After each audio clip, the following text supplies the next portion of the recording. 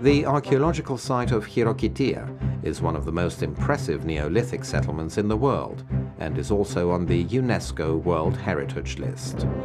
Replicas of the dwellings have been constructed here so that visitors can see how people really lived thousands of years ago.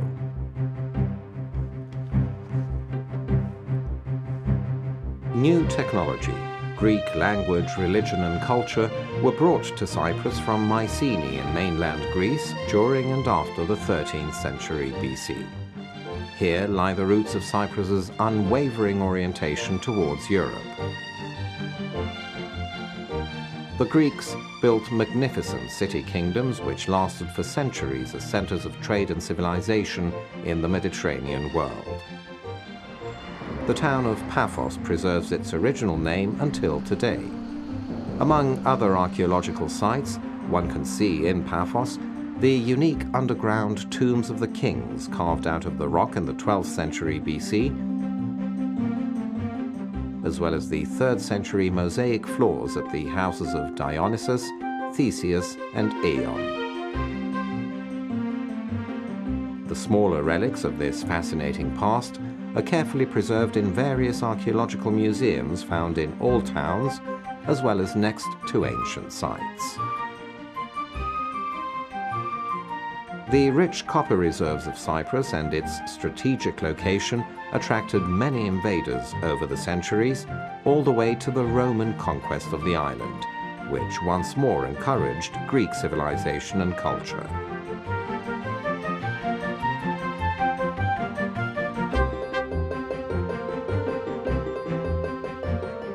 Cyprus was one of the first countries to receive and accept the Christian message as delivered by the apostles Paul and Barnabas.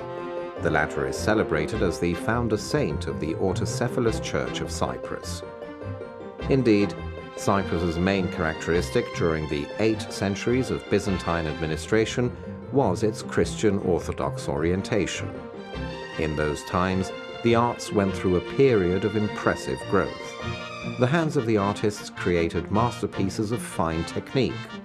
The church has featured exquisite mosaics and frescoes, and the architectural styles created works that inspire awe and wonderment to this day.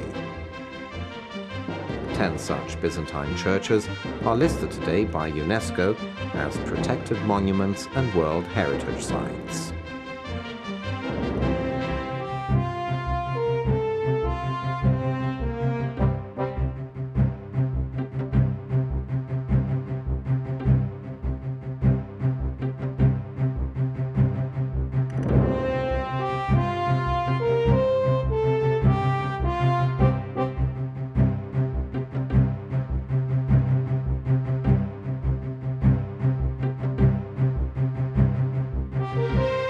During the Middle Ages, the island was taken from the Byzantines by the English, who sold it to the French, who in turn lost it to the Venetians.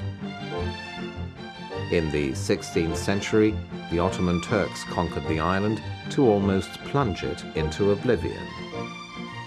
By the end of the 19th century, they ceded it to the British, who were welcomed by the Christian population of the island as liberators. Yet, Cyprus had to fight for its independence, which was effected in 1960. Like most other people in a region that has endured uncertainty and hardships of a turbulent history, the Cypriots revere life and live it to the full.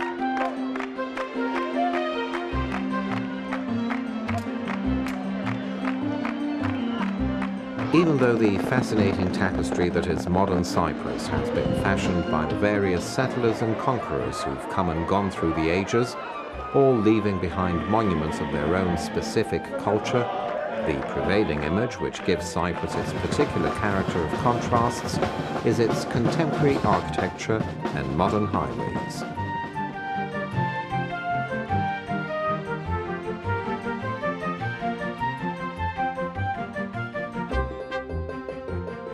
These are the achievements of the island's modern-day population, whose cosmopolitan nature is the one characteristic it has held fast to since ancient times.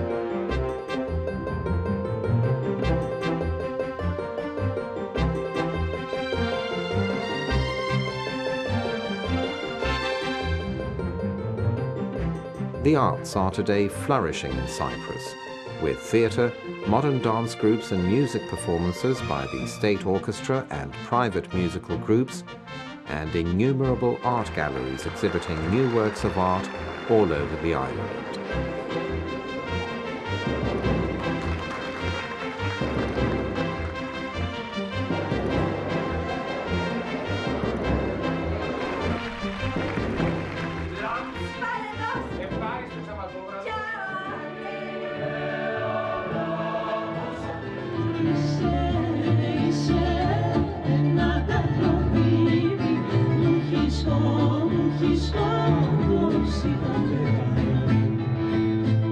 Traditional handicrafts, however, are not abandoned, but promoted in order to encourage younger generations to continue the tradition.